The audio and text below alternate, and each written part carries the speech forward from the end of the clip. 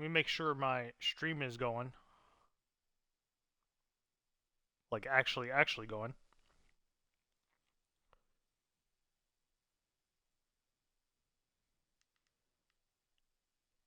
Can I hear myself? Oh, Jesus. Yeah, I can. Okay. All right. Anyways, welcome to the review. I did it like I said. A little bit later than what I would usually like. I mean, we've only done this one time, but on I wanted to do this Friday, but very busy IRL. So it is what it is. Um, so relocated review. This is my first time doing it. I don't know how it's gonna go, but I have my general plan of what I want to cover in this. We are a month out from the start of the Relocated season 1. We're going to watch a full season if you haven't already, noticed. Last year I only did playoffs, which I am kind of bummed about because there were a lot of good games. But this year I'm doing a whole season. But what you just see are just the games. And I eventually will get to a point where we do this every week. But for now, I'm just gonna do this like every 4 or 5 weeks or so. So my plan is to do one now. I was gonna do it next week, but that's when the bye weeks start happening for certain teams. So week 4 it is. Week 9 will be the official halfway point, and then week 13 is when I want to do it again because then we'll get our first official like playoff bracket, and then we'll do one for the final week. I mean, I'm gonna be busy as fuck that week because I actually do plan on commentating that entire week. So, it's that all I really wanted to say. Basically, yeah. So what's gonna happen here is I'm gonna go over every single team and how they've been doing so far. As you can see, we have the standings already up for the AFC. We'll look at the NFC too. We're also gonna look at the certain stats. I believe we could see these stats over here. Uh, I will progress the week because we're going to. Why do I want to progress the week? Oh well, I want to look at the injured list so that way we know who's been injured and he's gonna return next week for each and every team.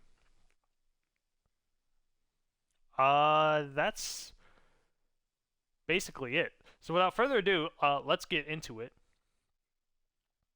So this is the whole AFC standings. In the AFC East, the divisional leader are the Brooklyn Dreadnoughts. Kind of surprising, honestly. AFC North, the Memphis Blues are the number 1 seed in the North, which is kind of funny because those two teams were switched with their locations. But regardless, AFC South leaders, the San Antonio Pioneers at 2-2. Very interesting. And then the AFC West. Now, I thought it was the Condors at first, but the Redwoods sneakily looking like a very good team, and they have the same record as the Condors. The problem is, the Redwoods actually beat the Condors. That is the Condors' only loss, so the Redwoods rightfully at the top after that. Brooklyn, number 1 team, I feel like, in this conference. Probably number 2 team in the whole league. But Montreal are up there with them. If it wasn't for that draw in that one game, then we wouldn't be having this issue. They'd probably both be 4-0. I don't know who would be at top at that point, but it's clear that these two teams are at the top of their game, and honestly, the rest of their division, other than Brooklyn and Montreal,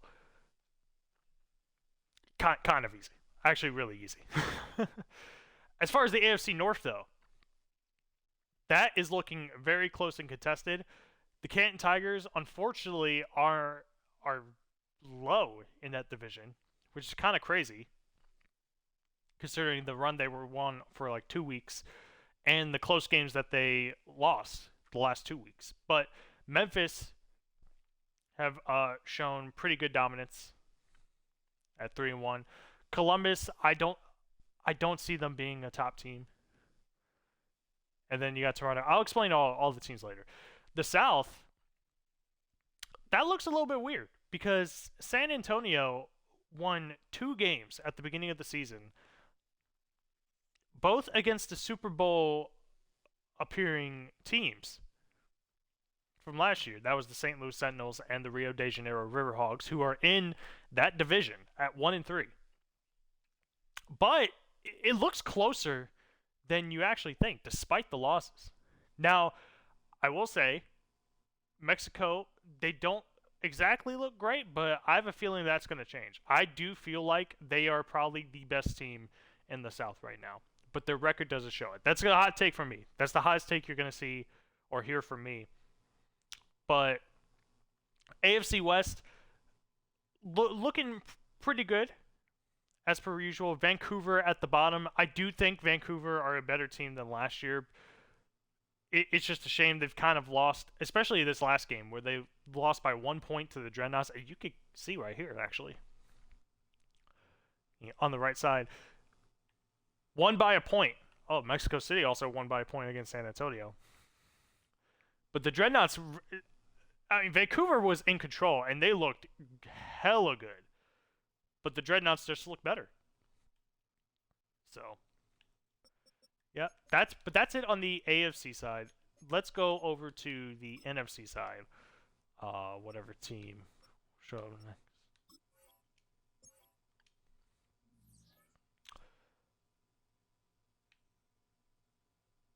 All right, the NFC. The NFC East. The divisional leaders are as follows. The NFC East, Tokyo Dragons, currently at 4-0. NFC North division leaders, the Louisville Thunderbirds at 4-0. Not the team I expected to be undefeated, especially from that division. The NFC South, Oklahoma City Bison are 3-1. And NFC West, the Sacramento Nighthawks, thanks to the controversial tie, which I will address. Thanks to that controversial tie, the Sacramento Nighthawks are the #1 team in the West. Now, for the NFC East, Tokyo Dragons, easily the #1 team in the league. Their offense is just on fire right now. I feel like their defense is great as well. And they have a very easy division with Paris not looking as good as they once did last year. Dublin looked better than last year, but they're still kind of in those woes. And London starting off 0-4. Not great for them. NFC North. Louisville might have the best defense in the league. That's probably why they're up 4-0. They're probably going to have competition, though, once they get up to facing the Huskies, which I do believe they face this month, at least once. Omaha, very disappointing. Very disappointing. They had the #1 draft pick in Lamar Jackson, probably the highest overall guy in the game, and yet they are they are the 3rd worst in the NFC East. That's actually really crazy. And the St. Louis Sentinels, it is kind of sad. They do have stars on their team, but like I'm doing it again. I'm getting off track. I shouldn't be going into all the teams right now. Just looking at divisions. OKC look pretty good. They had a rough start, losing to the Oilers in the first game of the season, but ever since then, they've just been on fire. Sacramento, kind of the same way. Hey, lost to the Huskies at first, but they've been on fire ever since. And with Justin Herbert, who made the position last year, or he made the Super Bowl last year. There's no doubt. No doubt. Now, do they have an easier division than last year? Probably not. I think Portland's a hell of a lot better than they were last year. Melbourne maybe, but we need more games. Albuquerque, they do look. They have some fight in them. I will give them that, but we'll see. We'll see. And those are your divisions going into it. Now let's go look at the injury report in order before we advance the week. So the Antlers, they're missing Mekhi Becton Sr. with broken ribs. He'll be out for a month. And Andrew Wiley is out with an abdominal tear. He'll be out for 3 weeks for the Antlers. I mean, it really does hurt their offensive line. But clearly, as you can see, it hasn't really affected them too much. Oh, QB. Oops, I didn't mean to do that one. Armadillos, they're only missing Samuel Womack with turf toe. He'll be back next week though. So nothing big with them. Aviators, no injuries. The Bisons. Preston Smith, linebacker, outside. These guys will all be back in a week. Preston Smith, Isaac Sumalo, and Bo Limmer. Don't really think it's necessary for them to be back, but they will be back. Danielle Hunter will be out for a month for the London Black Knights. That's kind of a big hit for them. Very good edge rusher. They probably need a defense right now in order to stop what's been happening to them. But they're still going to have to survive. Once we advance the week, they're going to have to survive 3 more weeks after that. And then Jonathan Brooks, their starting running back, out to 7 weeks with a broken collarbone. I don't know who's the starting running back now for the Black Knights. I think they're around the same overall. So, I mean, the running game is not really taken too much into account or taken too much in play, especially, with Anthony Richardson being the passer that he is, the long ball passer that he is. I think it's really necessary. I think it's more the defense that needs someone like Danielle Hunter. The Blues, they are only missing Grover Stewart, but he will be back next week. The Bulls, injury-ridden. Oh my God. To add on to their terrible start to the season, George Kittle is out for a month with a broken thumb. Top wide receiver Jordan Addison's out for 5 weeks with a broken collarbone. Jason Hargrave, or Javon Hargrave, out for 3 weeks. Avila out for 5, and Cedric Johnson out for 2. Probably nothing going on there. But these 2 are big. Lamar Jackson is not going to have their big weapons to throw to for the next month. That is going to be terrible for the Bulls.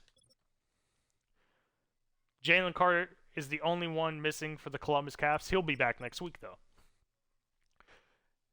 The Condors, they're missing Jalen Hurts, Deo Odeyingbo, and Caleb Evans. Caleb Evans and Jalen Hurts will return next week, so we did see the last of Teddy Bridgewater as starting quarterback for the Condors, which is kind of a shame because they actually looked pretty solid with Teddy Bridgewater as their quarterback, but they're going to have Jalen Hurts back. He didn't really necessarily have any standout moments for the time that he has played on the Condors, but we'll see.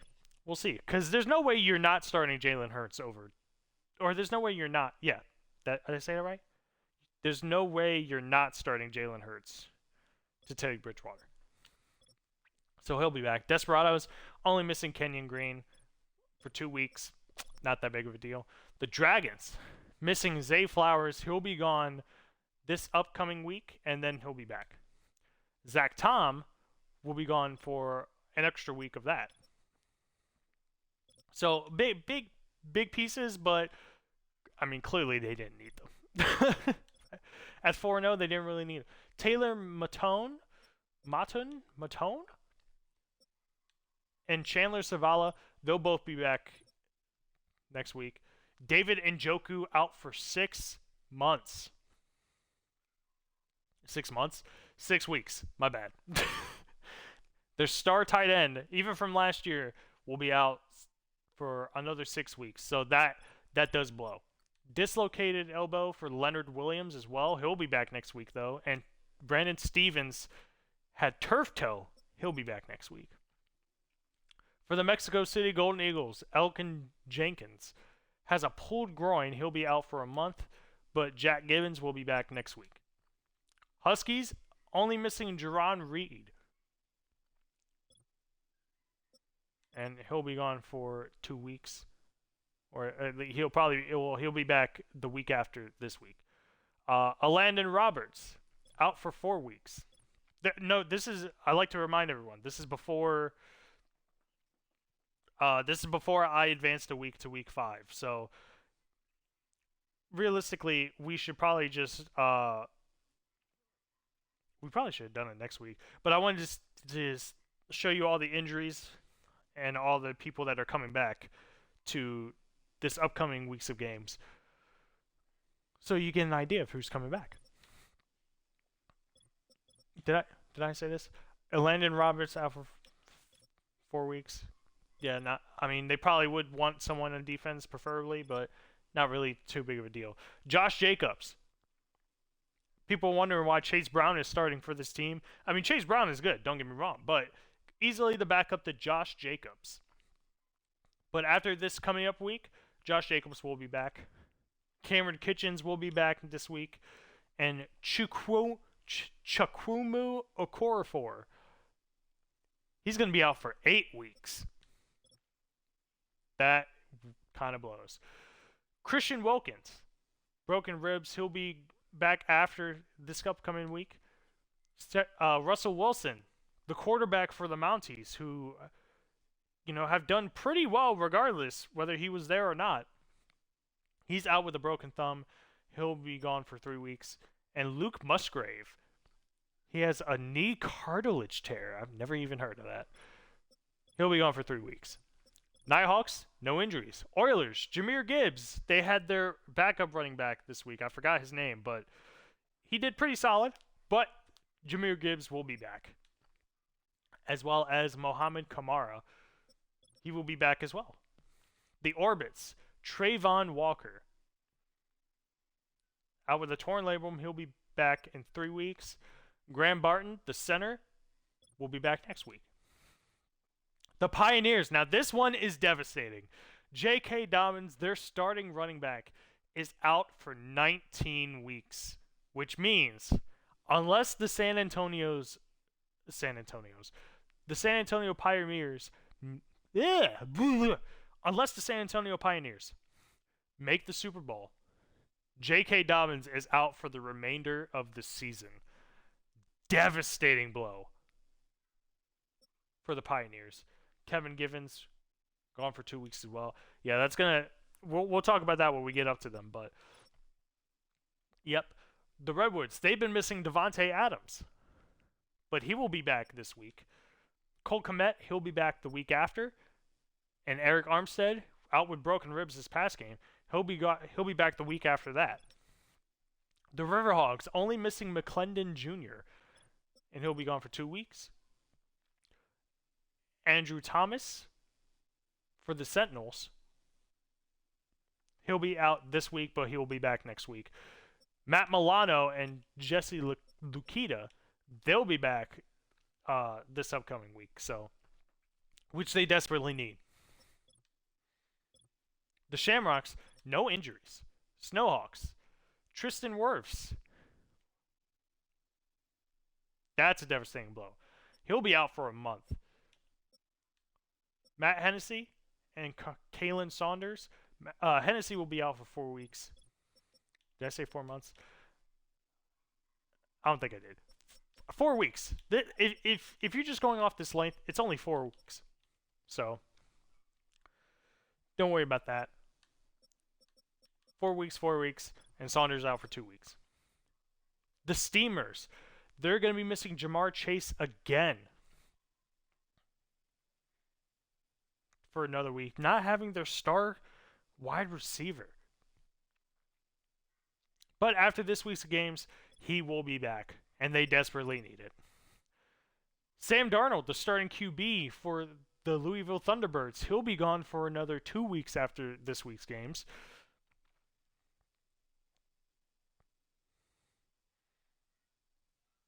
No, wait, no, wait. I've been saying this wrong because I'm, like I said, I haven't advanced a week yet, so all these lengths they're gonna go down by one. So judge it how you will. But I've probably been saying it wrong this whole fucking time. But he'll be gone for 3 weeks. Khalil Mack gone for 3 weeks as well. Two devastating injuries, but clearly didn't matter. They're currently undefeated, and you got Nick Samac out for a month. The Tigers currently have no injuries, and the Voyagers missing J-Ron Curse and Feliciano. Feliciano will be back this week. Curse will be out for one more week, and then he will be back. Now, that is all the injuries that we have to take note of going into the month. So if you've been paying attention, everyone else starting in their normal spots. So without further ado, let's just advance the week here.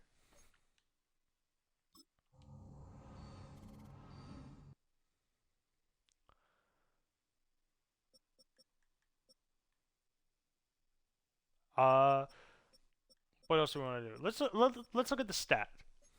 Let's look at the stats so far. League leaders. So passing yards. It's currently Justin Herbert, with only 4 games in, has 1,000. No, I would like to point out these are all stats with 6-minute quarters, because that's our rule. We have 6-minute quarters in the regular season games. So take that how you will. Sacramento Nighthawks, Justin Herbert, the number 1 quarterback in terms of passing yardage, behind Mac Jones and behind Anthony Richardson. Man, just look at that. The top 3 quarterbacks: Justin Herbert, who's on a team that's 3-1, Mac Jones, who on a team that's 4-0, and then you got Anthony Richardson, who is on an 0-4 team. So if that doesn't tell you anything about the defense, I don't know what will. Rushing yards, the number 1 running back in the game is Chuba Hubbard on the St. Louis Sentinels. So probably, I don't know if you remember, I don't know if we said anything, but Chuba Hubbard had a lot of shoes to fill, trying to be on the same level as Tony Pollard was last year when he was on the Sentinels. Easily the best running back in the league at that point. But seems like he's fulfilling that prophecy. 204 yards with the touchdown. Running back's not really getting touchdowns in this game. But Najee Harris has 2, and he's in second place. Third place is Breece Hall from the Albuquerque Desperados. Not who I expected to see on the top 3, but mainly due to that last game. He had an excellent game against the Paris Steamers. Receiving yards. Well, you go from the Sacramento quarterback to the Sacramento wide receiver, Jalen Waddle, 27 receptions, 489 yards. Definitely Justin Herbert's go-to guy now. On London, Diami Brown. He only has 16 receptions, but he has 364 yards to his name and 3 touchdowns, might I add.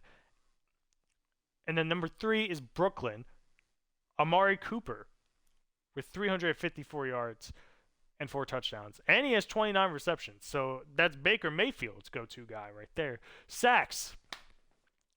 Let's look at the defensive side. Number 1 in sacks is Aiden Hutchinson for San Antonio. He has 5 with 8 tackles for loss. For OKC, you have Agnabare, or whatever the fuck his name is. He has 5 sacks with 5 tackles for loss. And then you have Turner on the Paris Steamers, who has 4 sacks with 5 tackles for loss. Interceptions, Brandon Stevens. He has 3 interceptions already on the year with 1 deflection. I don't know why they wouldn't include like touchdowns, like because we've seen a lot of pick sixes so far in this season. Houston's Chidobe Awuzie also has 3 interceptions. Michael Wilson Sr., I believe that's his name, on the Orlando Orbits also has 3 interceptions. Tackles, I guess Brooks on the Paris Steamers, he has 33. Solo 17. Blackman on the San Juan Wizards, he has 25 tackles with 16 solos. And Anchorage, Alaska, Anchorage Huskies, Cisco has 23 tackles with 16 solo tackles. Again, take tackles for what you will. Now, finally, let's go through the standings. Now, what we're going to do here is we're going to go through all the standings, and we're going to go through all the teams. Every single one, and we're going to talk about their season so far. And we're going to go to each team's profile when we do this. So the first team up, we're going to start from the worst, which I hate to fucking do this because this is the team I want to root for because, you know, I'm from Virginia. Or, formerly from Virginia. Unfortunately, we have to go to the Virginia Beach Warriors, who currently sit at 0-4, along with the London Black Knights, but only scoring 24 points in the season. Might I remind you that this team only has 2 touchdowns in the 4 games. Both of those touchdowns are rushing touchdowns by Jordan Love.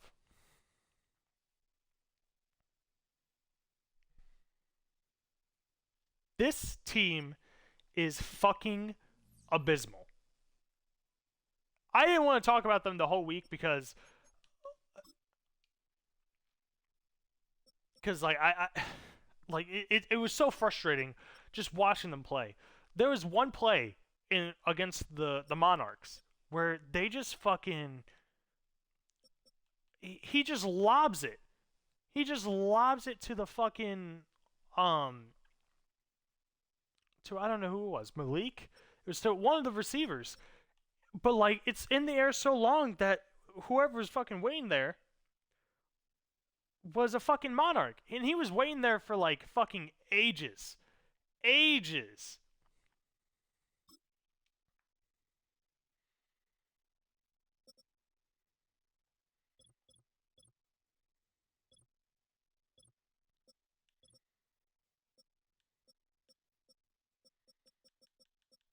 Yes, I want to see where they rank, because it's got to be at the bottom, right?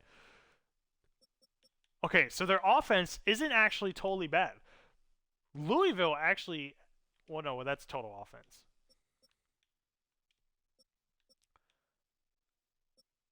Let's go with actual total offensive yards. So Virginia Beach only have 702,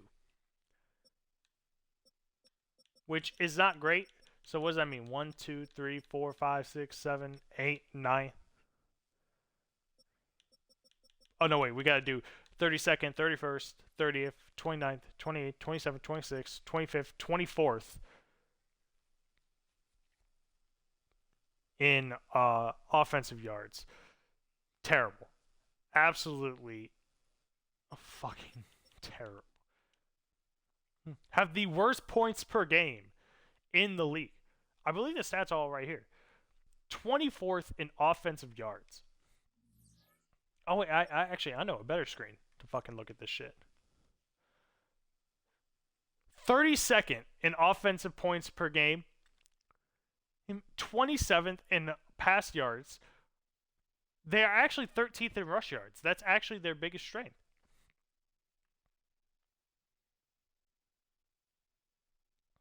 Opponents' points per game, they are second to last. Opponents' pass yards, they're actually very good. Oh no, wait, no, is that good? Wait, is that good? Opponents opponent's rushing yards per game.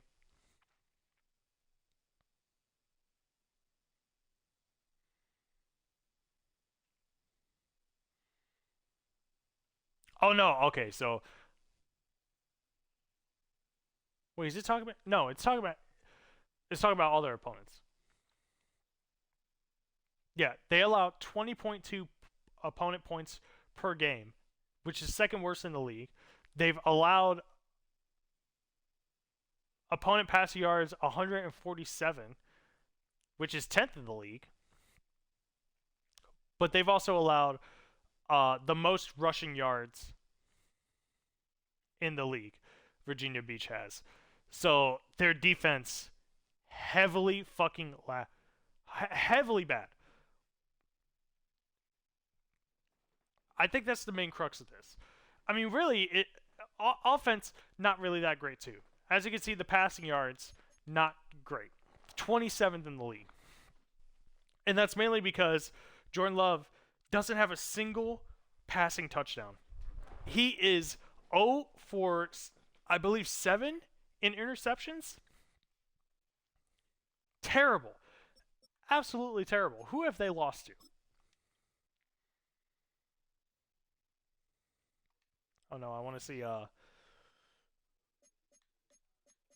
I want to see the team's fucking schedule. They lost 18-20 to the Caps, which was a pretty close game. But then they got absolutely stomped by the Antlers, 21-0. And then they got absolutely stomped by divisional rival Brooklyn Dreadnoughts, 24-0. Two shutouts in a row. And then they finally scored points against the Monarchs, but still wasn't enough. Not even a touchdown. Again. So, yes, their offense needs some fucking work, but it's especially their defense that needs work. They've almost allowed 20 points every single game to all their opponents. Unbelievable.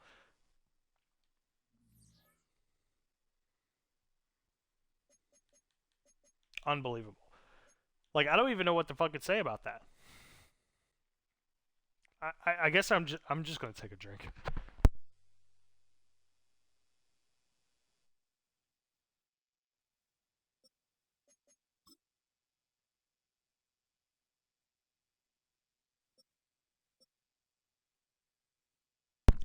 Now, I'm not gonna say they're totally out of playoff contention, but it's almost a guarantee that they're not gonna win the division, which is a real shame considering last year they had shit like Dak Prescott and Ramondre Stevenson. Everyone thought that team wasn't gonna do great because of Dak Prescott, and by we I mean me.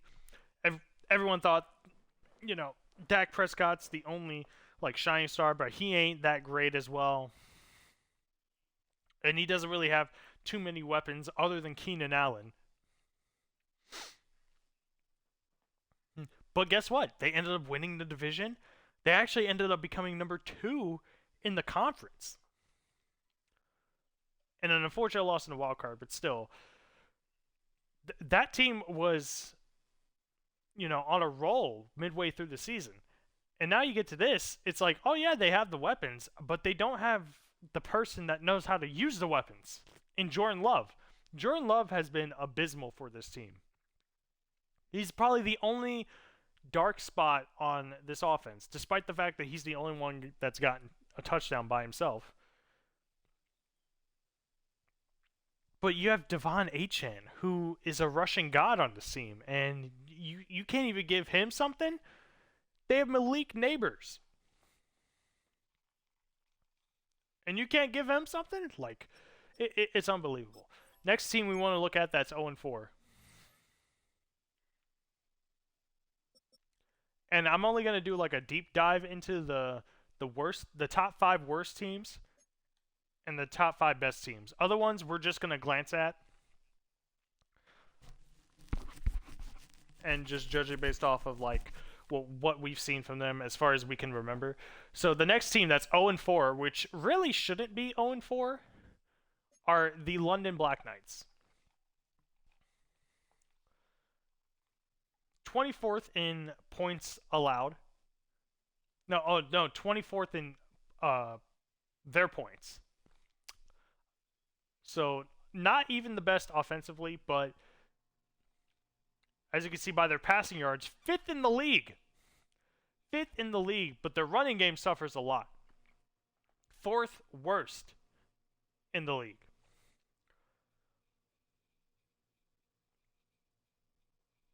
And they've allowed the most points to they've allowed, they're 28th in points allowed to the opponent, 14th passing yards, but they allow the third worst rushing yards.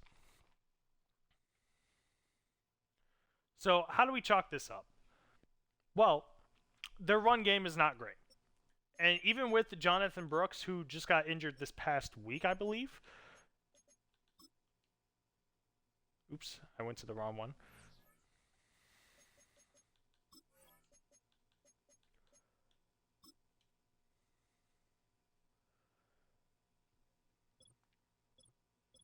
Oh, I didn't even realize your overall can go down in this. That's terrible. I guess because of like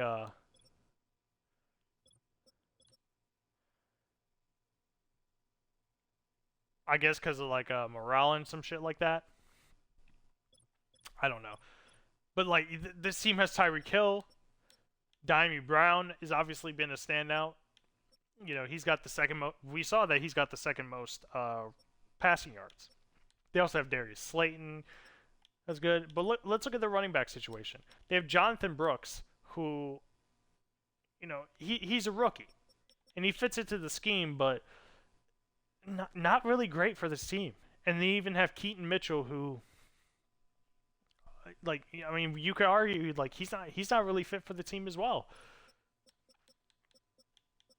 And the defense is also not as good. At least on the passing yards. Like my motto is like, you gotta, like, if you gotta be willing to defend the pass if your pass is gonna be like as good as the opponent's. Because we've seen it. Like Anthony Richardson. I mean, there've been some close games with the London Black Knights. Like let's look, for example, at their schedule. I mean, not the first game. Not the first game against the Canton Tigers. The Bisons, that was a close game. That was the shootout game. That came down to the wire. However, they lost by 6 points to the Snowhawks. And, you know, it was pretty close for the Tokyo Dragons to beat them. Pretty close games, I'm not going to lie. But something's got to give with the defense. Because if the defense was even a little bit better, they wouldn't be down 0-5 this much. 0-5? I meant 0-4. You know, theoretically, you know, if things go a certain way in each of these games, they could be 3-1. You know, their only downside being against the only true downside being against the Canton Tigers. But the defense needs to start showing up. They also need to have a better run game. It's almost like, you know, they're having the problems of the team that they relocated from, that being the Dallas Cowboys. And we don't like to talk about that either. You know, I just want to point out, it's funny how the two worst teams are the relocated team are actually the relocated team I root for, and then this team who is relocated from the Dallas Cowboys, who I root for in real life. It's a sad day. Sad day to just be a football fan. How long have we been going? 40 minutes. Wow. So those are the two worst teams that have yet to get a win in this league. The next three that we're going to look at is actually going to be super crazy to look at. Black Knights, I would like to point out. Well, last year, actually, yeah, that's crazy to think about. That last year, all 5 of these teams did make playoffs, and 2 teams were in the Super Bowl last year. But we'll wait to get to them. Let's talk about the Aviators. Let's go to the Aviators for a second. Aviators are currently 1-3, and I really don't got to tell you like what's happening with that team, but I'm going to anyway. So the Aviators, okay, so they're on a bye week right now. Let me take a sip of this.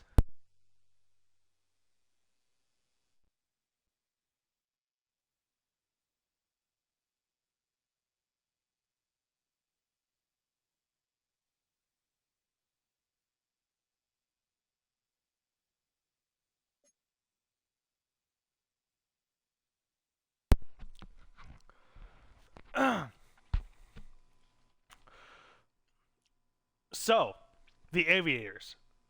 Now, I'm gonna be real. Their defense actually doesn't look too bad, other than their rushing yards.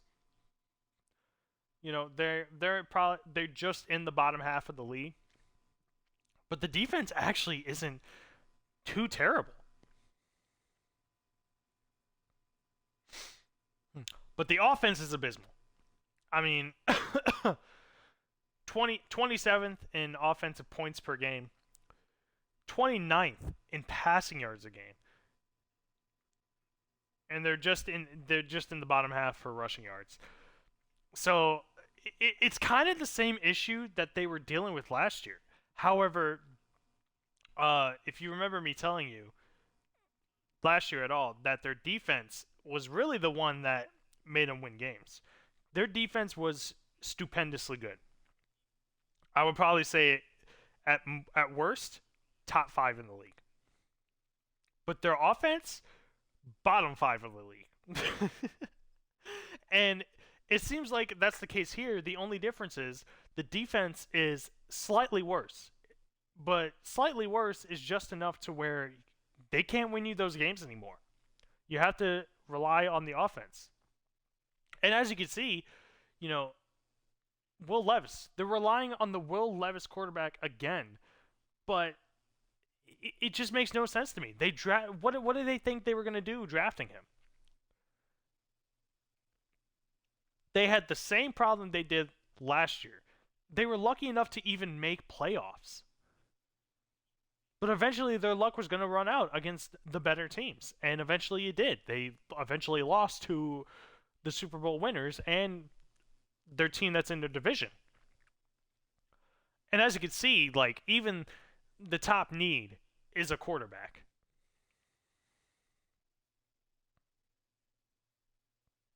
Like, that tells you all you need to fucking know.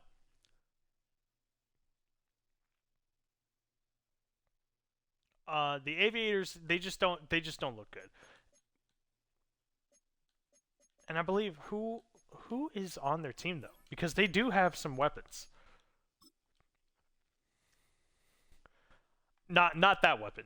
Not that weapon. If you want to shoot yourself, then that's the weapon you go for. Joe Mixon, he was on the Steamers last year and heavily a factor in why they were so successful. Terry McLaurin, again, he's back on this team. But they also got Brian Thomas Jr., who, he did have a standout performance against the Steamers uh, this past game.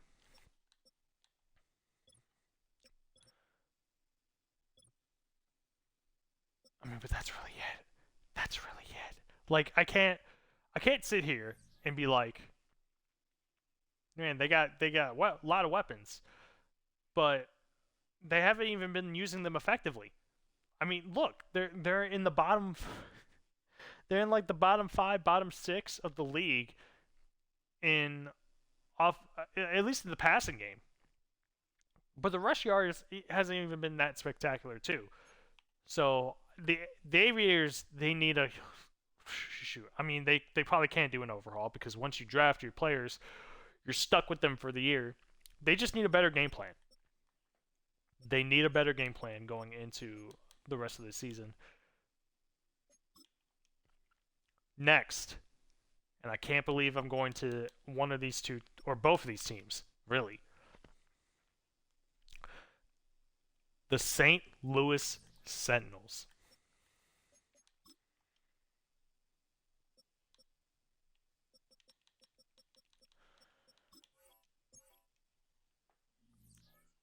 By the way, I don't understand, even though, I know in real life Matt Eberflus got fired, but this team went to the Super Bowl. Theoretically, you should probably have that guy on standby. As a matter of fact, I want to see. Can we actually.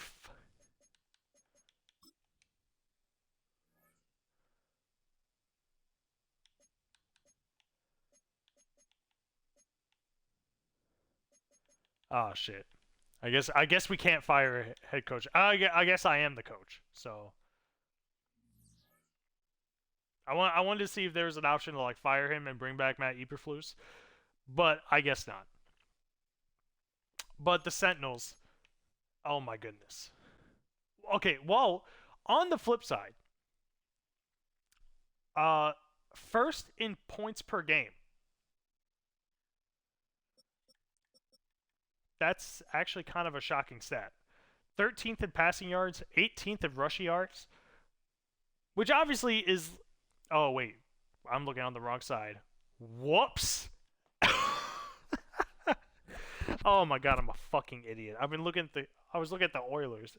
I hate the fucking similar colors. There's too many blue and gray and fucking black teams and shit like that. Yes. Okay. Here's where it looks a lot like what I've been seeing. 31st. Second worst team in offensive points per game. Third worst team in passing yards again. Third worst team in passing yards.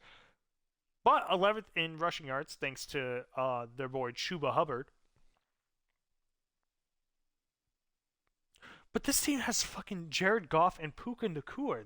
They should be like passing and receiving gods, but to no avail. Now the defense, pretty good. They've only allowed 12.2 points per game from opponents. That's seventh in the league. Passing yards though, not. Their passing defense not great. Their rushing defense is seventh in the league though. So they are stopping the run when they can. It's ultimately very low scoring games when it comes to the Sentinels. If we can look at who they've lost to. I know I didn't look at who the Aviators lost to. I mean, they lost to everyone but the fucking Steamers. That's all you really need to know. So they won against the Aviators, but they lost by 2 points to the Pioneers. Then they faced Rio, who's the next team we're going to go after or look at. And they lost by they lost by 12 points. And then they lost by 10 points to the Nighthawks. Nighthawks, I can understand with how they're playing. Rio? This is Rio's only win too, by the way. So take that with how you will. I mean, I don't know. It just this is going to be another one of those teams where they have the talent that you would think at least would win half their games this season. And then they just fail. Or they might just pick it up when it's too late.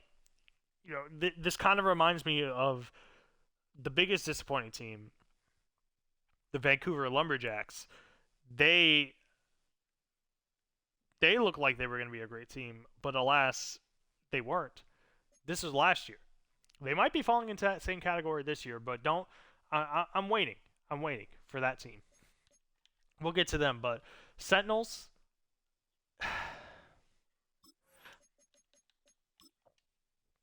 Like, they have Jared Goff, who has heavily improved, from last year. He was on the San Juan Wizards. They were the worst team in the AFC East, but that was a very close division. You can't really it was really hard for them to come in last place in that division, but they were, depending on how certain games went, they probably could have made playoffs too. But this team, I don't see making playoffs at all. Chuba Hubbard is definitely the only standout on this team. They got guys like Puka Nakua, T. Higgins, deep threat Alec Pierce. This team should be amazing, and yet for some reason, I don't get it. I just don't get it.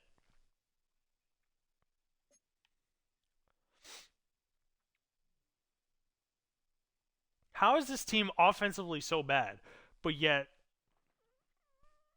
it's got to be the offensive line, right? That's one thing we didn't look at. Offensive line.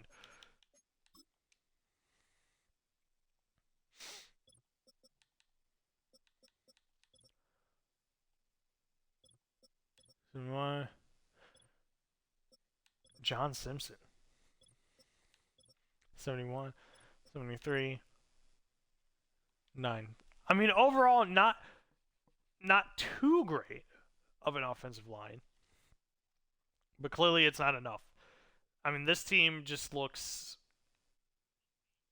very disappointing. It's just going to be one of those teams that just look very disappointing. But it's going to even be worse because they were the best team last year record wise, and they made the Super Bowl. These are the current reigning NFC champions, and yet they're playing like this. I don't know. Offense needs to step it up. The passing game needs to step it up, and you got guys like Puka Nakua and T. Higgins to help out with that. But with all the interceptions Jared Goff's been throwing, it's not looking great. And then the final team we're gonna have a deep dive into.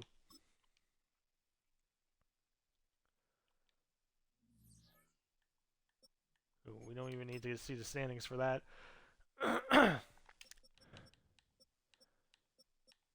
Where are they?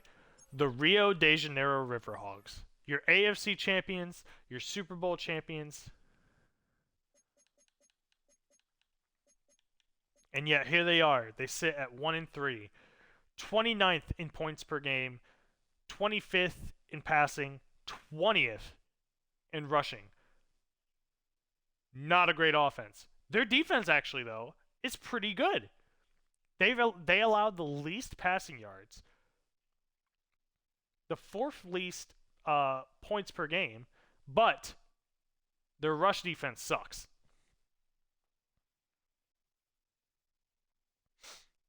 So, clearly an offensive issue.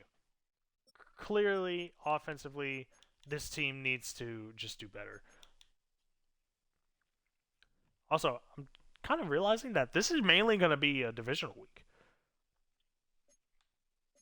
Anyways, let's look at who they've lost to. See if we can determine anything from that. The Pioneers. They lost to the Pioneers by a field goal, 3-6. Terrible game. But then they lost to the Louisville Thunderbirds 4-0. They only lost by a touchdown.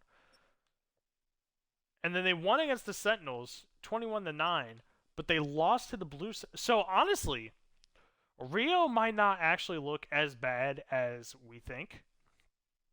This could all just be like a ruse. I mean, because you have the undefeated Thunderbirds that they lost to. You had the Blues who are on a tear. They're 3-1. I mean, the Pioneers, I mean, it was a close game technically, but they still couldn't get anything offensively going. And they pretty solidly beat the Sentinels. So this might be a ruse. Again, this is only like we're starting on the 5th week this week. So it might be too early to even make assumptions about any of these teams like I'm going to say.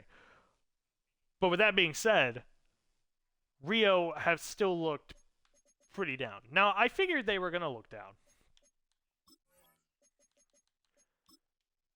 Offensively, they probably downgraded, I would say. I mean, they got Drake May, who's a promising he's a promising QB, but hasn't really shown anything too well. David Montgomery has shown great brilliance. Cortland Sutton, though, and Jerry Jeudy have shown good passing game with Drake May. Mainly Jerry Jeudy. I think he fits in this team very well. Cortland Sutton, I've seen he's made some big receptions. But it's really just this defense that helps out this team a lot. Who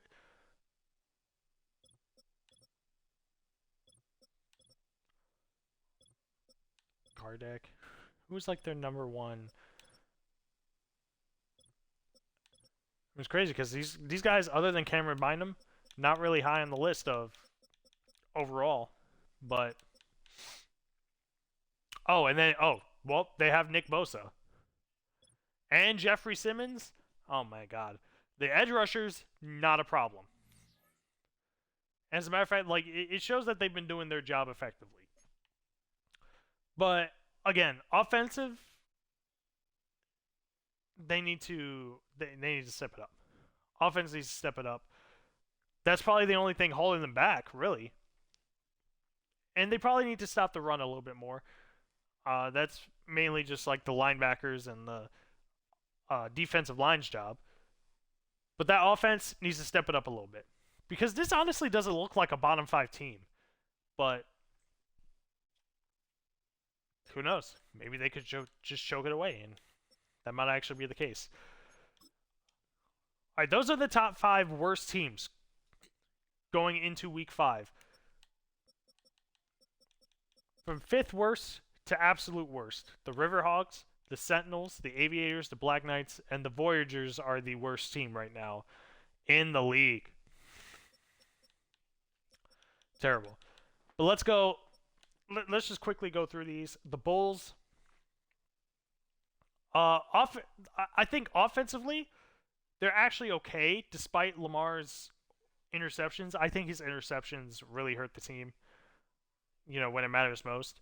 As you can see, the points against 70. Their defense needs some work.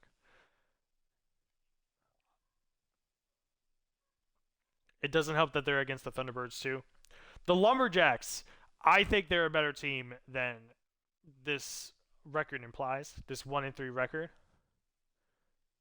Not really high in the scoring, but I've seen the flashes of brilliance from the Lumberjacks. Even with Josh Allen last year, this team looks a hell of a lot better than that team. From the few games that I've seen. The Armadillos don't look like anything special. They just don't. And as you can see, their defense not really that great either. Their defense probably was the thing that made them go to the NFC Championship game last year.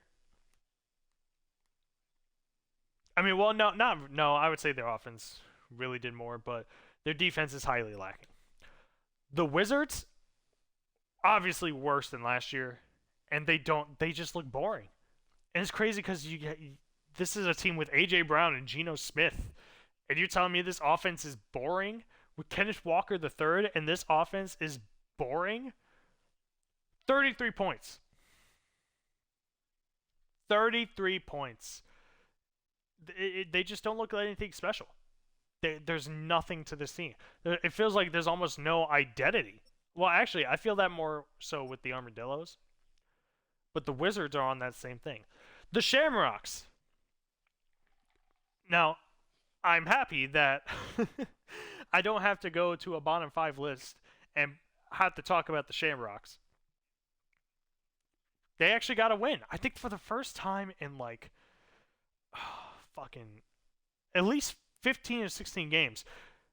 But in the 20 games, how many? So like what? 17 last year, 20. So out of 21 games, they've only won 3, and this is their first win of the season. So this is promising. I think their offense looks pretty dang good to be this low. I think they've had close games as well. The defense needs some work, though. But you want to talk about a defense that needs work. Talk about the Desperados. Oh, you're banned. You're banned, bot. You're banned.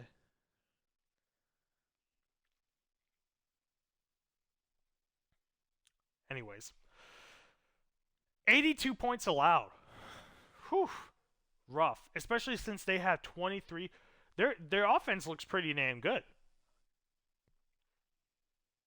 but their defense is what's killing them.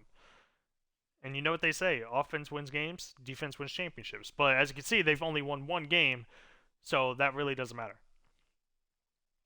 And then the final one-win team, the Golden Eagles. Again, I've said that I said this earlier. They're a lot better team than what I think that this score implies. Like a lot better. Like to the point where I think they're going to be the division winners at the end of it. Could be wrong, but as you can see, that defense, whew, that's a blow. But you got Kyler Murray, you got Travis Kelsey, and you got other wide receivers that I can't name right now. But I want to point out they had a close game with the Mounties, who currently don't have a loss, but they have a tie, and that's because of the Golden Eagles. And they actually had a close game with the Tigers, but the Tigers with that last drive pass, oh man, that really screwed them. Golden Eagles, like I said, I think are a much better team than they imply that they are. So, hopefully in the next coming weeks, hopefully when we get up to week 9 and review them, they're not as low as they are now. The Pioneers, the number 1 team in the AFC? Yeah, AFC South, and they're 2-2. For the longest time, it was a joke that this team could not score a touchdown. Well, thankfully they did. They scored an offensive touchdown this past game. But for those first 3 games, they didn't score an offensive one. They did score a touchdown in the third one, but it was a pick 6. So that was by the defense. But the Pioneers, it's hard to say because they have the potential to actually win this division with vigor, like they're just kind of middling down. They're 20th in the league right now technically. But I've seen the passes that Michael Penix has made, even Joe Milton. Joe Milton had a few highlight instances, but I see the potential. But they need to start coming with it because yeah, they might win the division, yeah, they might make playoffs, but they're not going to, they're not going to make it very far with how they're playing. The Monarchs, currently 2-2, kind of middling as well. But as you can see, now we're getting into offensively, like offense and defense are kind of like matching up in terms of skill, and this is like the most even team. The Melbourne Monarchs look like a very, offensively they look really good. Defensively, not really too much, but like nothing to really like, go mental about. They should have Josh Jacobs back. They're leading, they're starting running back, so maybe they'll get their rush game involved more. But it's going to be hard in a division with the Nighthawks. The Tigers, with their recent losses down, like the past 2 losses have been close losses. As you can see, scored 88 points, and points against them are 70. But like again, it's really a defensive issue. Offensive, not a problem for them at all. It was to the point where I was considering them to be the best team in the AFC. So as long as they need to get back on track because they had that close game where they lost to the Dragons, and it might have ruined their momentum, but who knows? Who knows?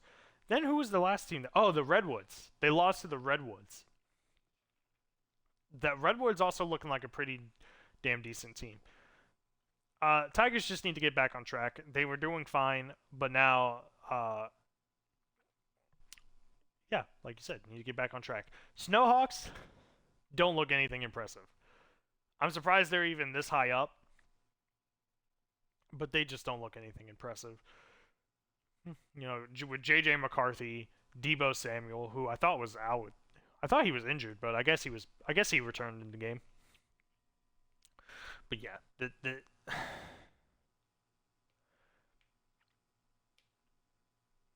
I mean, the points for and the points against are like almost even, but clearly their points against. I think you know what that means. I think they're probably just losing enough close games to have this record.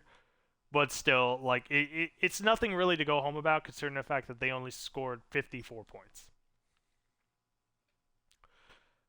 The Elks, the Salt Lake City Elks, they just miss the bottom half of teams. So I'm a little bit, I'm a little bit skeptical of this because I feel like the Elks are still pretty damn good, even with Jameis Winston. Defense kind of lackluster, but I mean, so were they last year. And guess what? They still won a division, and they still made it to the AFC Championship game. Can they do it this year? I don't know. Orbits. Oh, let me rant about the fucking Orbits. Absolute buffoons. Absolute terrible buffoons. This is the team that Dublin won their game against. You want to know how they won their game? Because the Orbits had a chance to kick a field goal to tie it, to go into overtime, and they refused to do it. They wanted the win. They wanted to get the win against Dublin, so they wanted to deal with this. And guess what? They ran out of fucking time because their time management sucks booty hole. This is also the same team that tried to get Josh Allen to kick a point after. But this is the most even team on this fucking list. 55 points for, 55 points against. This might be a disappointing team in the end of the day, which sucks because I thought this team would look so good. So good. And yet here they are at 15. In a way, I kind of hope they don't make it because they've been kind of pissing me off. The Columbus Caps, they had a good start to the season, but now it's all coming down on them, like I'd imagine it would. This team, they looked weak from the start. I mean, well, not well in terms of like actual players. They won the first two games, but they've been heavily disappointing the last 2 weeks. And whether that's I think it's both an offensive and a defensive issue. I mean, who did they just get blown out by? I don't actually remember, but yeah, I mean the Caps being this high on the list doesn't really make too much sense to me, but is what it is. The Steamers, despite how disappointing I think they've been, oh, and especially because you should look at this fucking points for and against. 37 points for and 73 points against, and yet they're 2-2. And yet they're higher than someone like the fucking Tigers. Let me get a drink.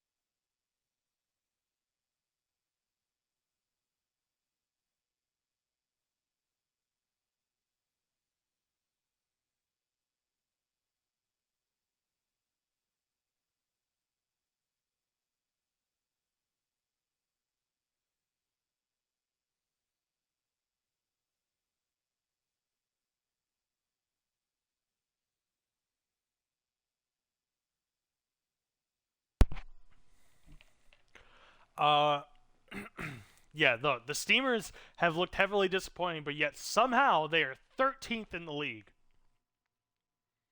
Make that make sense, and then we'll look at the Oilers. But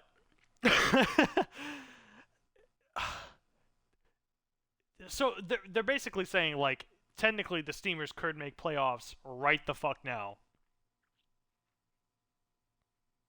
Well, actually no, there's like individual rankings, I guess.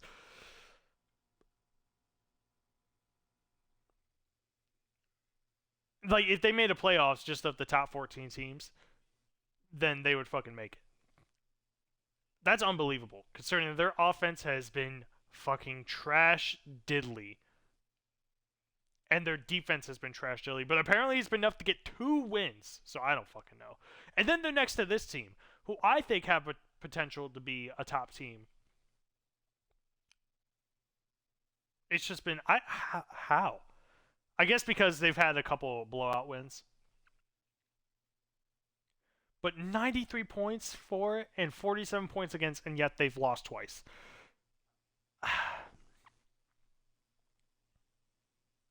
My assumption is they're losing close games and then absolutely dominating the games that they win.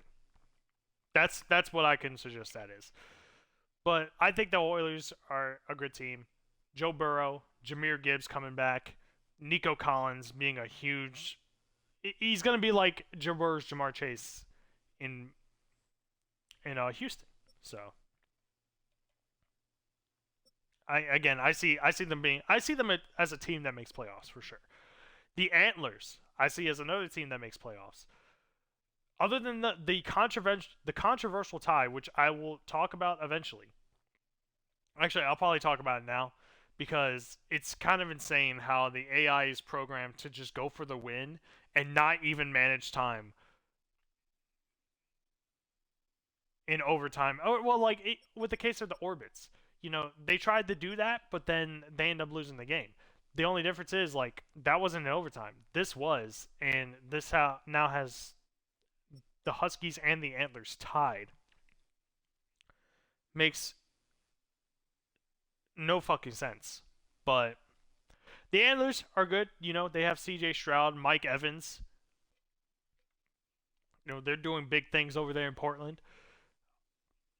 Playoff team for sure.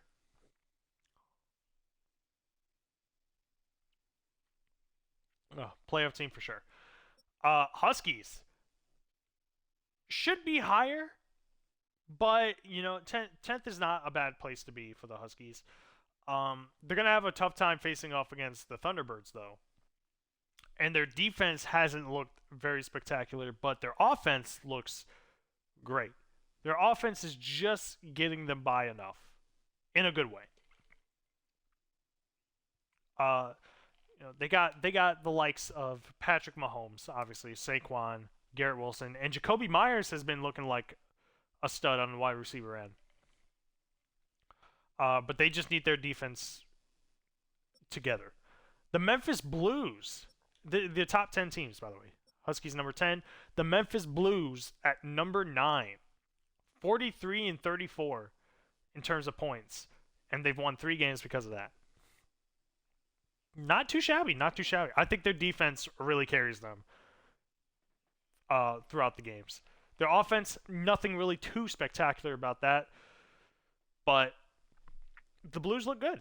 The Blues look good. The Condors look amazing at number 8. They've had Teddy Bridgewater in as backup quarterback, and they actually probably look better with him at quarterback than they probably do at Jalen Hurts with the little time that we've seen him. Unfortunately, the Bridgewater era has come to an end early because Jalen Hurts will be back this week. But the Condors look damn good. Unfortunately, they're in the same division as the next team, the Oakland Redwoods. The Redwoods with Justin Fields at quarterback, but with Christian McCaffrey starting as well. This team is a lot higher than what I thought they'd be, but here they are. Here they are, forced to be reckoned with. Really don't have really too many issues. they've had pretty solid games. I think most of them have been pretty close, but they've come out as a winner on most of them. So is what it is. The Bisons at number 6, and this will be the last team we just kind of. Wait, what the fuck? Why is it?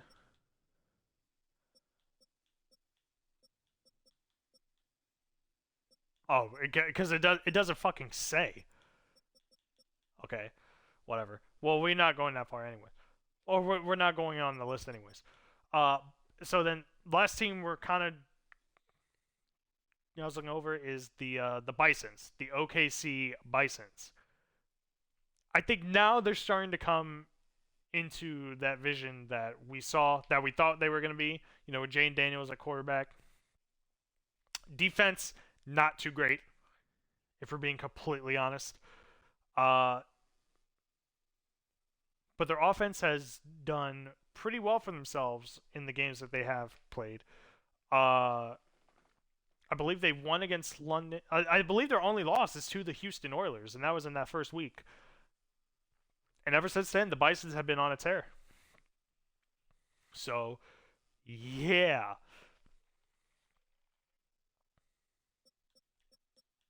Uh, as long as they keep it up, they're easily a playoff team. Might even win their division. All right, let's go to the top 5 teams and dive deep into them. Number 5, the Sacramento Nighthawks. So let's go to them real quick.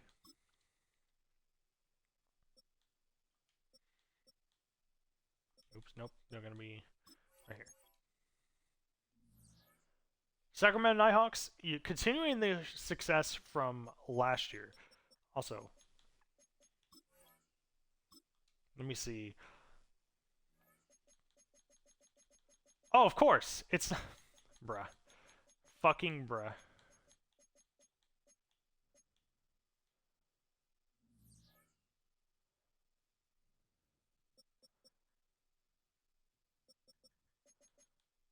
Let me see it. We'll do that. We'll do that later. I'm not. I don't usually adjust it. I just auto adjust. You know the players. But the Nighthawks. Jesus. Oh, this is gonna be a fantastic matchup. This is gonna be fantastic.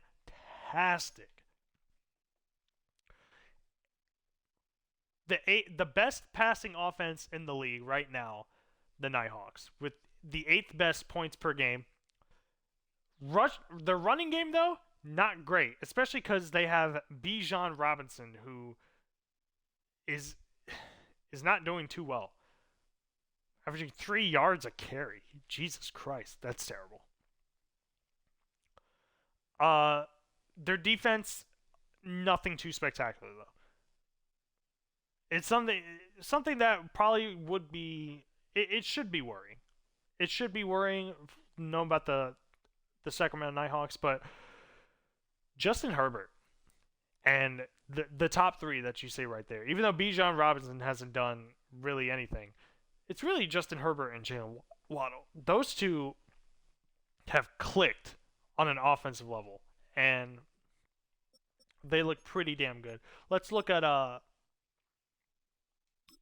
who they've beaten so far. So they lost to the Huskies by a touchdown. That was a pretty damn good game. Then they won by 3 points against the Desperados, a divisional game. Another divisional game where they won 23-17 against the Monarchs, and then they beat the Sentinels 13-3. So they high score, except not for this one. But their offense doesn't look terrible. It's really just their defense, but they stopped them defensively against the Sentinels. So that's a good sign. And they already have 2 divisional wins under their belt. So that's going to help them out in the future. But I do worry about the. Let me just do this real quick because it's kind of pissing me off.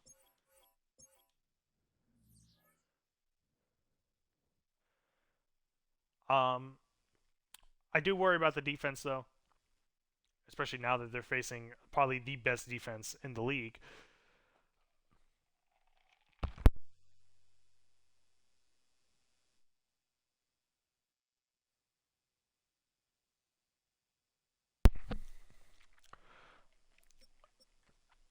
But with Justin Herbert, it looks like he's just in last season's form in Relocated.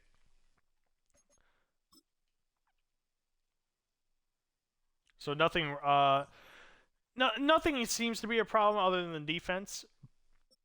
But it could be one of those things where they just choke it away up until the end. Uh, who's next on the list? All right, well, we're not going again. We're not going to the team they're facing. We're going against. We're going to go to this other team that has been making waves, the Montreal Mounties.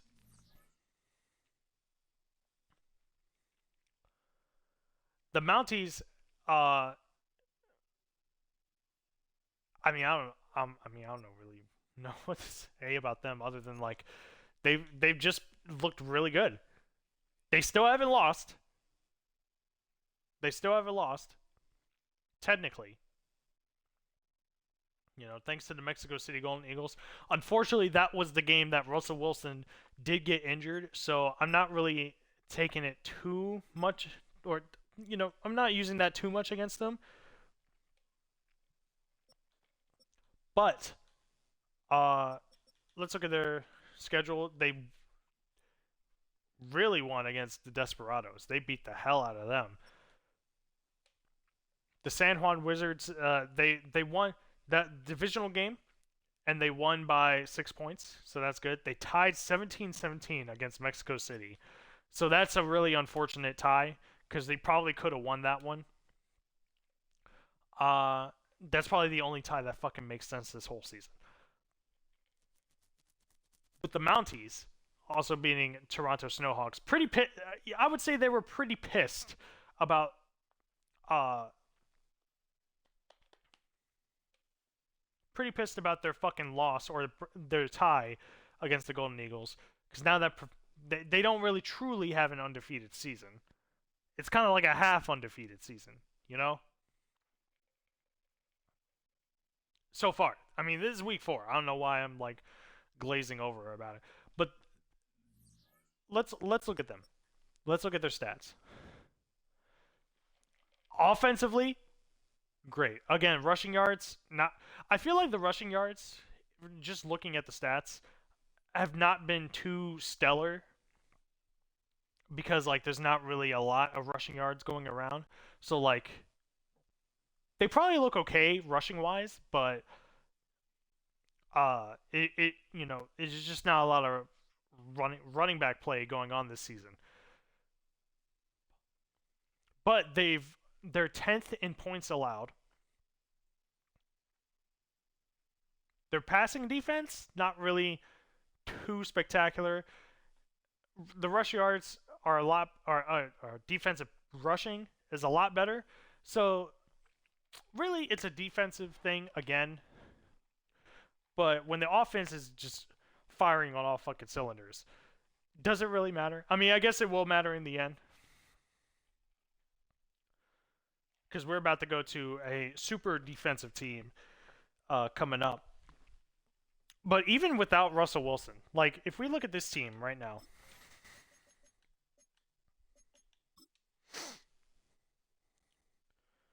like they have Spencer Rattler.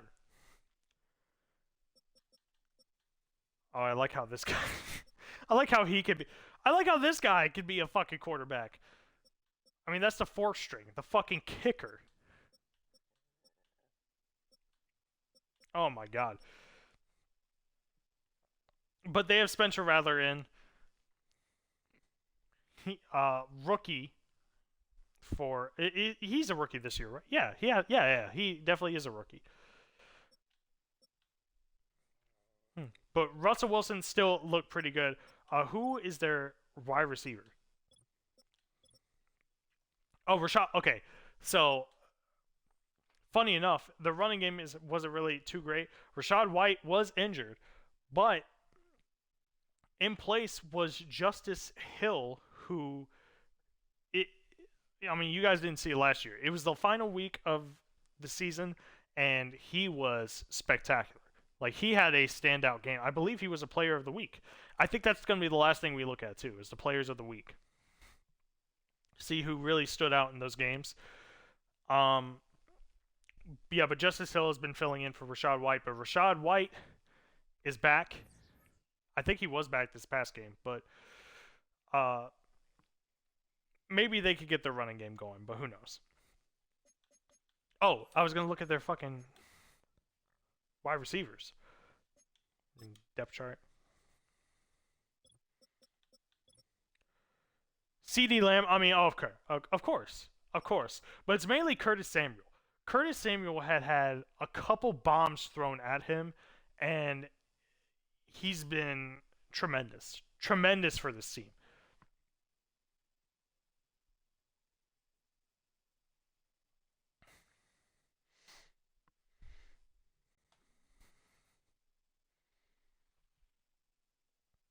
Sorry.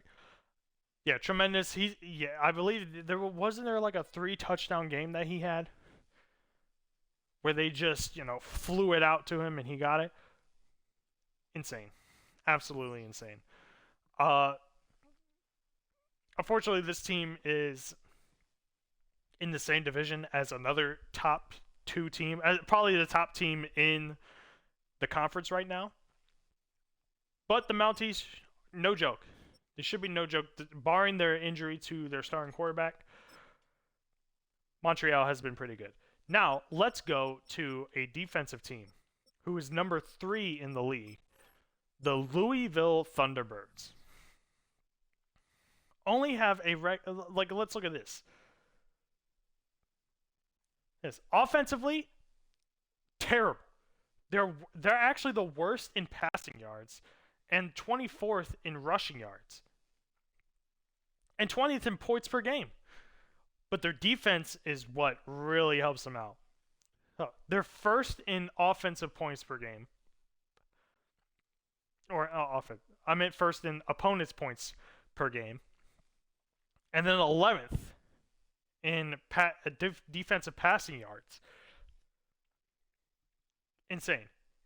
I mean, look at their top players. They have Patrick Surtain, who's probably the best defensive back, and I believe that's Devontae Davis or whatever his fucking name is. I don't know his first name actually. But Louisville defensively, the first 4-0 team that we're talking about right now, defensively have been absolutely stellar. They've had a couple pick sixes to their name, and it's really been helping out this team a lot. Even with Sam Darnold, their offense doesn't really look too spectacular. But this team is pretty darn good on the defensive side. And like I said, maybe defensive will win championships. I don't think they're on the level of the Aviators because I do think their offense is a little bit better than Will Levis.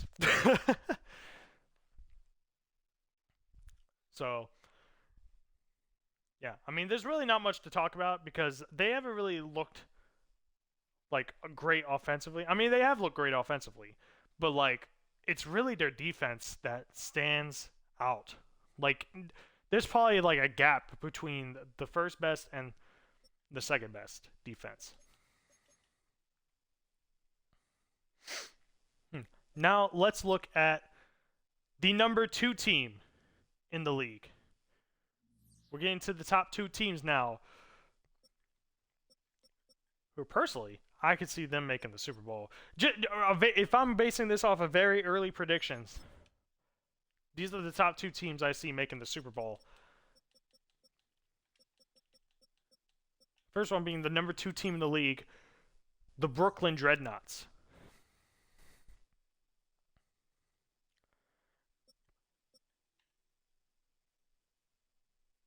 Hold on. Give me 1 second, guys.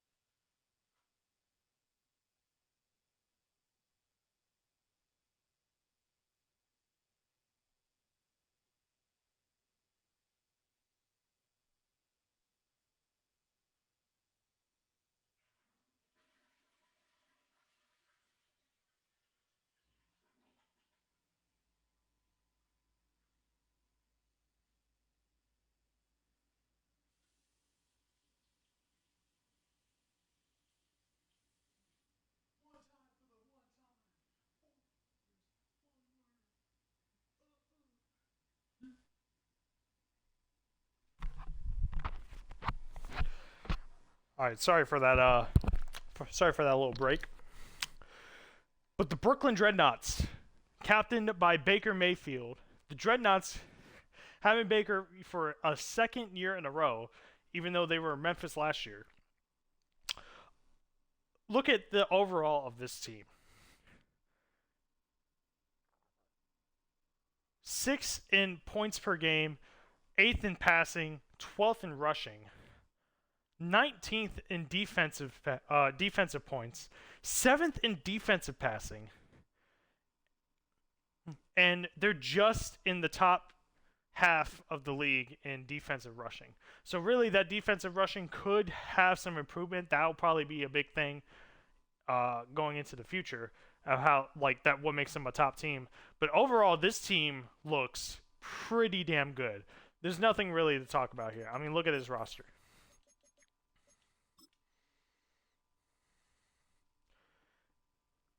I mean, you got Baker Mayfield, who has come out as a star. Khalil Herbert. What the fuck? Oh no, they have Nick Chubb, but he's out injured. Huh? Wait, I thought. Do they have new injuries that they just never reported? Or did I not fucking see that with the Dreadnoughts? Oh, okay. So he'll be out. He'll be back next week though. He won't be here this week, but he'll be back next week.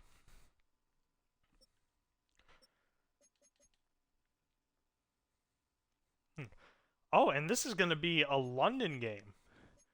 Interesting.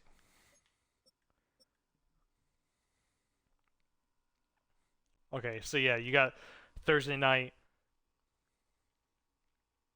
Okay, yeah, that makes sense. So Omaha is actually not going to go home. They're going to have a London game in Tottenham Hotspur. Very interesting. But anyways, we're talking about the Dreadnoughts here. I mean, really, there's nothing to say about them other than they've just been so sound as a team, both offensively and defensively. Let's look at their games that they've won. So, first week they won 20-10 against the Monarchs. They had a close game with the Aviators, funny enough. Then they completely destroyed the Virginia Beach Voyagers, which is good for their division. And then they had a tremendous come-from-behind win against the Vancouver Lumberjacks. Lumberjacks were up by 17 points or something like that? 14 points? Something like that. And they come back to win 25-24. Insane from Brooklyn.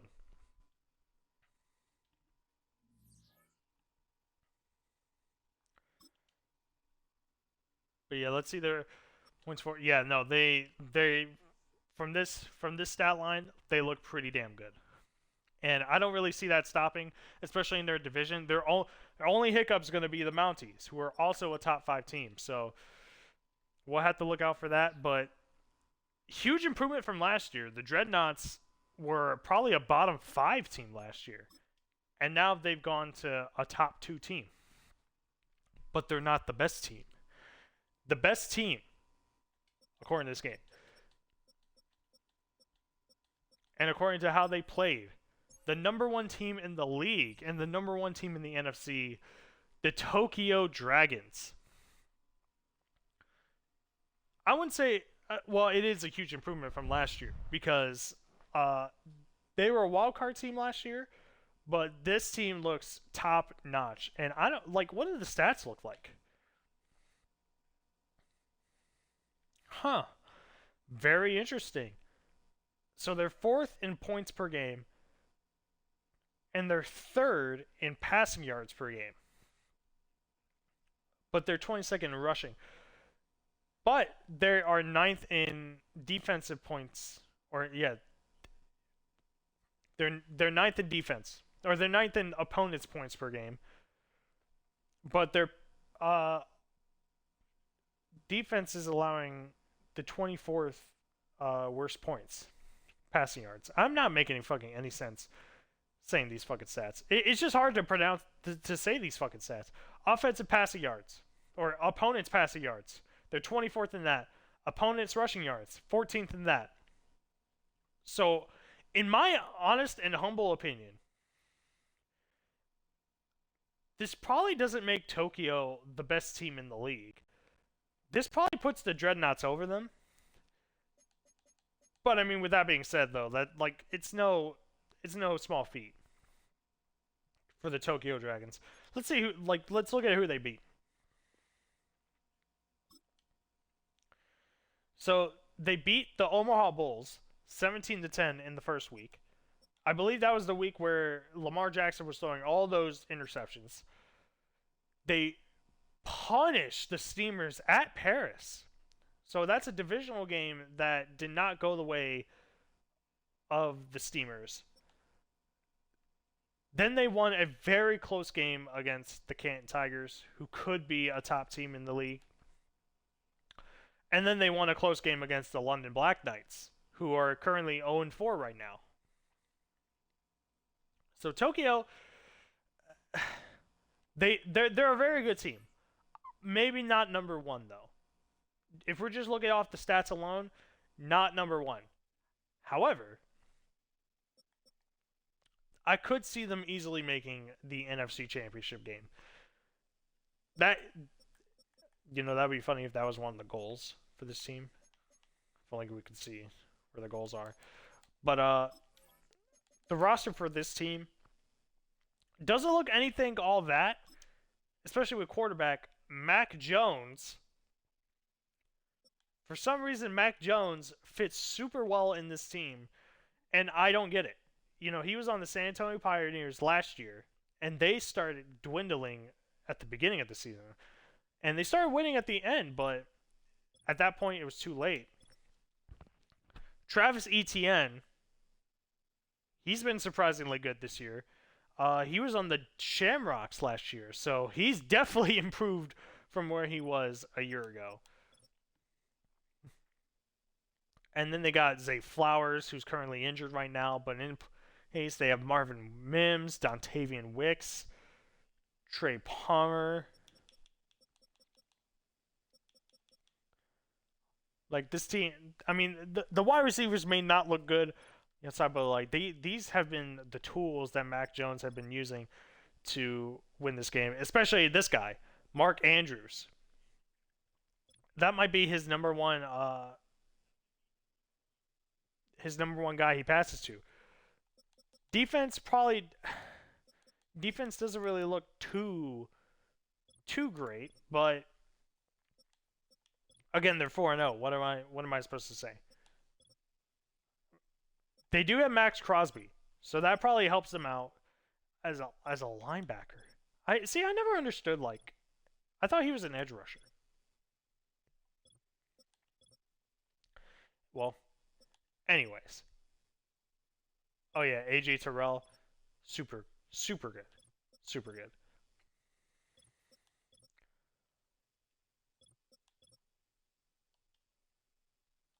But yeah, just from looking at the stats alone, it doesn't look like they're the best team in the league. But I think it's because offensively, they've looked better than the Dreadnoughts. I guess. But it'll be interesting to see. Do they actually end up facing? Oops. Do they actually end up facing the Dreadnoughts eventually?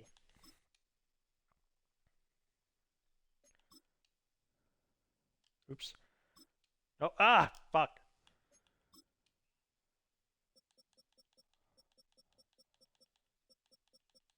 They do not. Highly unfortunate, but is what it is. They will be facing an Antlers team though that looks pretty darn good. Probably going to be pissed off after that tie. So it'll be interesting to see how those games go. But that's it for each individual team. Yeah, each individual team is good. Let's go into the stats and awards because I want to go into every single player of the week because we haven't been really looking at that. So in the first week of games, NFC Offensive Player of the Week was Jacoby Myers with 6 receptions, 159 receiving yards, and 3 receiving touchdowns. Jesus Christ. Curtis Samuel on the AFC side offensively, on the Montreal Mounties, he got 7 receptions for 165 yards and 2 receiving touchdowns. Whew. Devin Witherspoon on the Houston Oilers, he got 4 tackles, 2 interceptions, and a touchdown, which I'm assuming pick six. And I believe that's Dante Jackson or something. For the Columbus Caps, he had 6 tackles, an interception, and a pick six to his name. And that was the first week. Second week, Dyami Brown. This was his standout week, even though they lost. 6 receptions for 264 yards with 3 receiving touchdowns. They lost the game. AFC Offensive Player of the Week of Week 2 was Bryce Young. Bryce Young has really come into his own on this Canton Tigers team. 23 for 29, 278 passing yards, 3 passing touchdowns, only took 3 sacks, which is kind of like a big deal nowadays in this relocated league, and then rushed for 8 yards. Xavier Woods, NFC Defensive Player for the Melbourne Monarchs, 4 tackles, 1 interception, and 1 touchdown.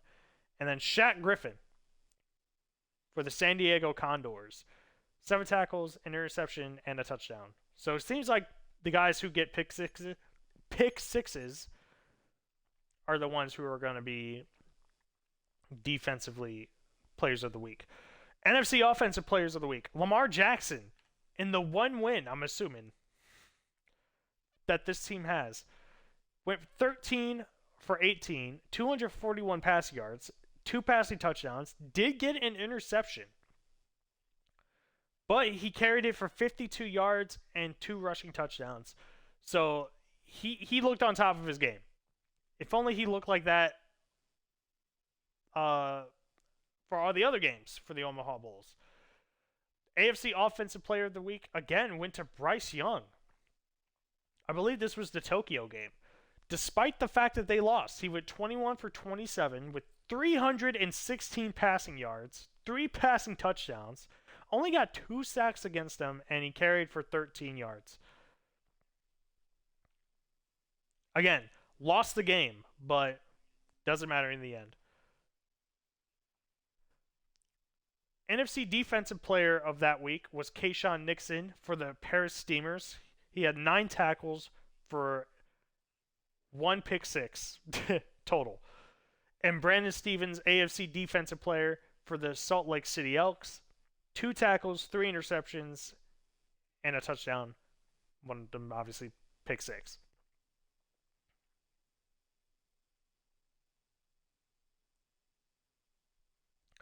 And then this past week, NFC Offensive Player of the Week, Nico Collins with 5 receptions, only 5, and gets 123 yards for 2 receiving touchdowns for the Houston Oilers. Then AFC Offensive Player of the Week, Jalen McMillan, only 4 receptions with 183 yards and 2 receiving touchdowns. Incredible. Incredible. And NFC Defensive Player of the Week for the Louisville Thunderbirds. Surprised they haven't been mentioned at all so far this season. Linebacker, Luciano, or whatever the fuck his name is. 6 tackles, 1 interception, and a touchdown. And then AFC Defensive Player of the Week, Chris Jones, defensive tackle for the Brooklyn Dreadnoughts. 4 tackles, 2 sacks. And this time, he doesn't have a pick six. But he did have a forced fumble and a fumble recovery. So those are your players that have stood out so far this month. If I were to say an AFC offensive player of, or offensive player of the month, I would probably have to say Bryce Young. I don't think there was a bad game that he had.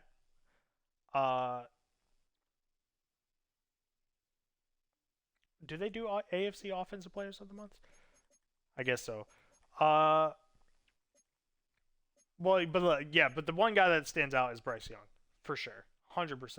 Like, there's no question about it. Like, he just looks. It sounds like I'm glazing right now, but like he looks super good. All right, that's really it. I think I've covered everything I wanted to cover. As you can see, the schedule, not really too many games because now we have bye weeks taken into effect. I want to see. I forgot to bring this up, but uh, bye weeks 2025 NFL. Oh no, wait. I should be looking at 2024.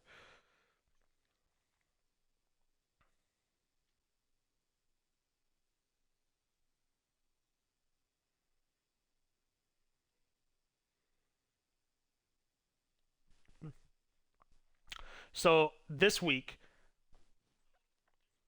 this week's bye weeks, the Anchorage Huskies, the San Diego Condors, the Dublin Shamrocks, and the Buenos Aires Aviators.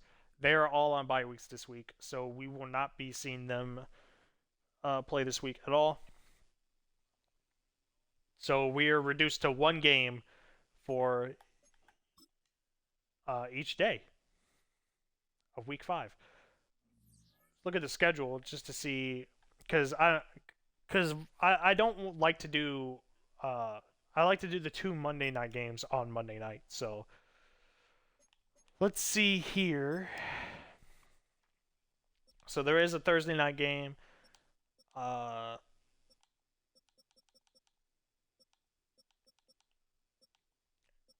Yeah, so there's a Sunday night and a Monday night. Okay. So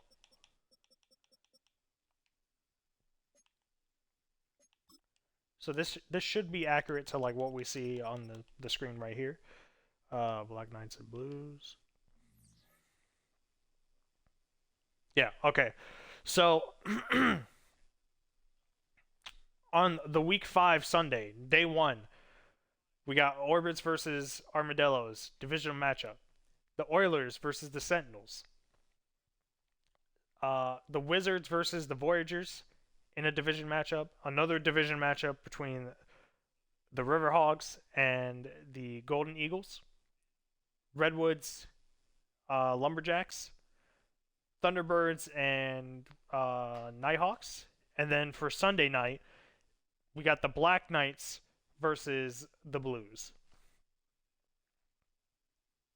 Crazy how this 0-4 team keeps getting primetime spots. But then on day 2, we're starting off with the Dreadnoughts versus the Bulls, then the Snowhawks versus the Caps, the Tigers versus the Steamers, the Mounties versus the Pioneers, the Desperados versus the Monarchs, the Dragons versus the Antlers, and then on Monday night, we had the Bison taking on the Elks. Alright, and that's it. That's all I wanted to do. That's your week 4 review. We'll be back in week 9 when we've officially hit the halfway point of the season. So stay tuned for that. But tomorrow, we'll have our first set of games.